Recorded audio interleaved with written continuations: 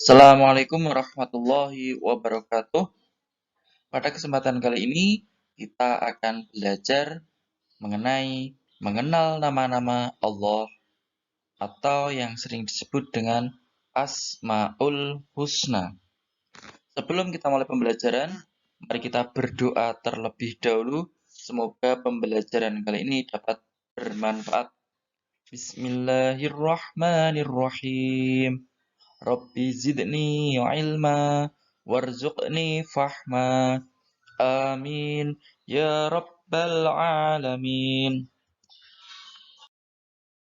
Tujuan pembelajaran yang akan kita capai pada pembelajaran kali ini diharapkan nanti anak-anak yang pertama dapat menjelaskan Asmaul Husna Al-Hayyu, yang kedua menjelaskan Asmaul Husna Al-Mumit, yang ketiga menjelaskan Asmaul Husna Al-Qayyum, dan yang keempat menjelaskan Asmaul Husna Al-Ahad. Sebelum kita melanjutkan, anak-anak dapat mengingat dulu arti Asmaul Husna. Asmaul Husna itu artinya nama-nama Allah yang baik, yang jumlahnya ada 99.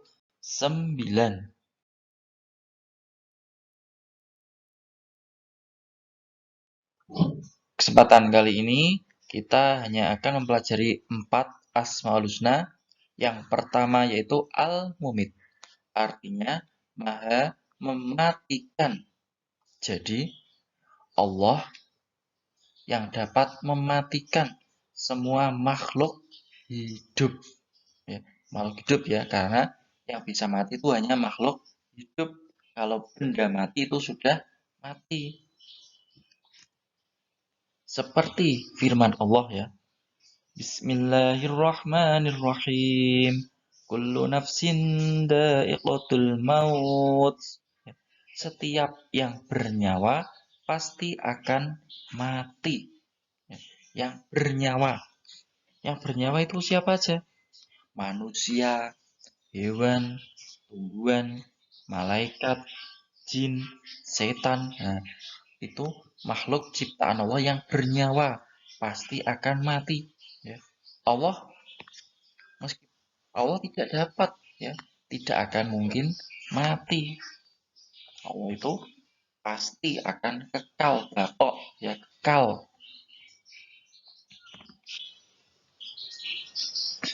Keteladanan yang dapat kita lakukan jika kita mengetahui bahwa Allah itu memiliki al-mumit, ya, memiliki sifat yang maha mematikan, maka kita harus apa? Melaksanakan segala perintah Allah dan menjauhi larangan-larangan Allah. Contoh yang paling mudah, kita diperintahkan Allah untuk sholat 5 waktu yang wajib. Harus kita laksanakan. Namanya harus, wajib, berarti apa? Kalau kita melaksanakan akan mendapat pahala, tetapi jika kita meninggalkan kewajiban akan mendapat dosa. Selain itu, ya, selain kita menjalankan perintah, kita harus menjauhi larangan Allah. Contoh larangan Allah banyak sekali. Ya, larangan misalnya mengambil hak orang lain atau nama lainnya mencuri. Contoh lain, berbicara kotor, itu juga larangan dari Allah. Ya, kita diberi Allah berupa mulut yang normal, sehat. Jangan sampai mulut yang diberikan kepada kita gunakan untuk berbicara yang tidak baik.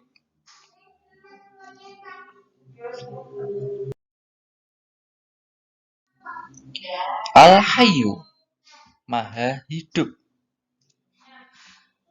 Ya, seperti dalam firman Allah, Bismillahirrahmanirrahim. Allahu la ilaha illa wal hayyul qayyum. Ya, artinya Allah tidak ada Tuhan selain Dia yang maha hidup, yang terus-menerus mengurus makhluknya. Jadi Allah itu selalu hidup. tidak pernah mati seperti tadi ya, al ya, bakok ya, kekal yang terus-menerus mengurus makhluknya ya. Jadi segala sesuatu yang terjadi kepada makhluknya itu sudah dituliskan takdirnya oleh Allah di Lauhul Mahfud.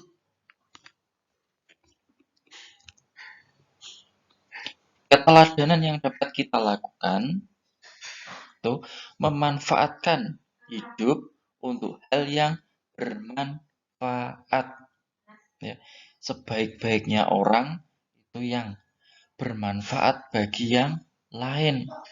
Jangan sampai kita hidup malah menjadi beban orang lain. Orang lain ketika ada kita merasa takut atau merasa khawatir, merasa tidak nyaman. Nah, itu tidak bermanfaat tapi malah membuat ketakutan bagi orang lain. Itu yang tidak baik. Yang baik, hidup kita harus bermanfaat untuk orang lain. Contoh, misalnya kita pandai dalam pelajaran matematika misalnya. Ya, bermanfaat bagaimana caranya? Ya, ketika ada teman kita yang belum paham, misalnya di rumah tanya, kita ajari bagaimana caranya. Ketika teman kita belum bisa sholat, ya, kita bersama-sama ajak, bersama-sama sholat. Kalau teman kita mungkin ada yang salah, ya kita ingatkan, jangan kita hina, tapi kita ingatkan, kita ajak bersama-sama. Itu merupakan contoh ya, hidup yang bermanfaat.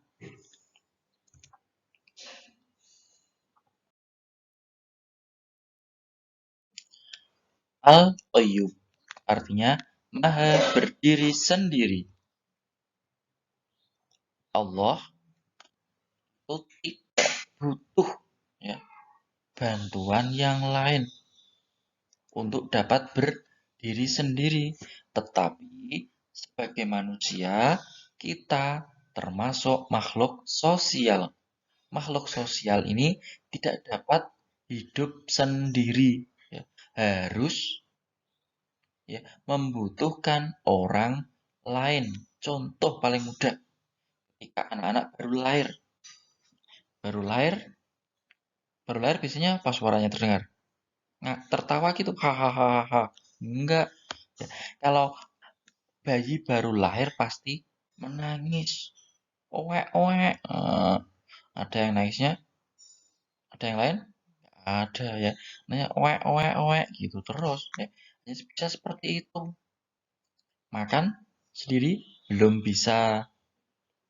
Berjalan belum bisa. Ya.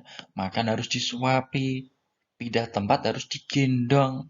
Ya. Mandi juga dimandikan. Itu manusia. Makanya manusia itu membutuhkan bantuan orang lain. Kalau kita membutuhkan bantuan, kita harus apa? Harus berbuat baik kepada yang lain. Tetapi, ya, untuk kita meneladani al-qayyum dari sifat Allah, kita harus memiliki sifat mandiri, perilaku mandiri. Ya. Mandiri itu bagaimana? Ya, menjalankan segala sesuatu dengan sendiri apabila yang dapat kita lakukan. Contoh, anak-anak ketika bangun pagi, tempat tidur harus dirapikan sendiri. Itu namanya mandiri. Mandi, ya, sudah kelas 5, ya, harus bisa mandi sendiri. Jangan sampai minta dimandikan orang tua atau bahkan mandinya masih di luar, ya nggak boleh ya karena sudah besar. Selain itu makan, makan sendiri. Setelah selesai, ya mencuci piring sendiri, latihan mencuci baju. Nah, itu merupakan contoh perilaku mandiri, tidak bergantung, selalu bergantung kepada yang lain. Al-Ahad artinya Maha Esa. Esa itu berarti hanya satu. Allah itu hanya satu. Kalau Allah itu ada banyak, maka dunia ini, alam semesta akan hancur. Kok bisa? Kalau Allah itu yang memerintah, yang mengatur alam semesta ini ada banyak, bisa hancur. Ya, jadi misalnya yang pertama menginginkan bumi itu bulat, yang kedua menginginkan bumi itu datar, yang ketiga menginginkan bumi itu misalnya kotak, segitiga, itu baru contoh. Terus yang lanjutnya ada yang matahari dekatkan dengan bumi, ada yang menginginkan matahari jangan terlalu dekat dengan bumi, ada yang menginginkan matahari tidak perlu ada. Nah, nanti maka bumi dan alam semesta akan hancur, malah tidak tertata rapi seperti sekarang ini. Seperti dalam firman Allah, Bismillahirrahmanirrahim. Qul wallahu ahad. Yang artinya, katakanlah, dialah Allah yang Maha Esa. Ya, jadi ini dalam surah Al-Ikhlas ya. Allah itu hanya tunggal, tidak beranak, tidak diperanakan ya, seperti dalam firman-Nya, lam yalid wa lam yulad. Nah, seperti itu. Terus keteladanan yang dapat kita lakukan yaitu apa? Menjauhi syirik. Syirik itu artinya menyekutukan Allah atau menyembah selain Allah. Kalau zaman dahulu banyak sekali ya, ada yang menyembah berhala atau patung, ada yang menyembah matahari, menyembah apalagi ya, buatu yang besar, menyembah pohon yang besar. Nah, itu merupakan contoh-contoh syirik zaman dahulu. Kalau sekarang ada, tapi caranya lain. Ya, ada yang mengambil contohnya pesugihan, nah, menyembah setan, itu juga syirik. Terus selain itu ada lagi misalnya yang paling mudah, mendatangi dukun, mendatangi peramal, itu juga merupakan bentuk syirik. Atau yang lainnya lagi, misalnya kita diberi orang pintar sebuah alih-alih ya, cincin. Cincin ini kita anggap ya mampu untuk misalnya menjadi kita kebal, tubuh kita kebal ya. Atau misalnya gara-gara cincin itu kita dagangannya menjadi laris. Nah, itu merupakan contoh bentuk syirik. Syirik ini merupakan dosa yang tidak diampuni oleh Allah dan dosanya sangat besar sekali. Jadi orang yang syirik dosanya tidak akan diampuni oleh Allah sebelum dia bertaubat. Tugas kalian, nanti kalian dapat menulis ya, salah satu kaligrafi seperti ini, ada Al-Mumit, Al-Hayyu, Al-Qayyum, atau Al-Ahad ya. Nanti kalian bebas memilih salah satu. Ini hanya contoh, nanti kalian dapat buat yang lain juga boleh ya. Nanti diberi tulisan ya, misalnya Al-Mumit, di bawah diberi keterangan artinya maha titik titik titik. Nah, seperti itu. Paling tidak nanti dibuat di kertas atau di buku gambar ya. Nanti diberi warna, diberi hiasan lain boleh, boleh. Misalnya, ini kalian milih ya Al-Mumit ya. Nanti hiasannya di kuburan. Nah, boleh, boleh. Nanti yang penting sesuai dengan nama Asmaul Husnanya. Demikian penjelasan ya, pembelajaran kali ini, semoga bermanfaat.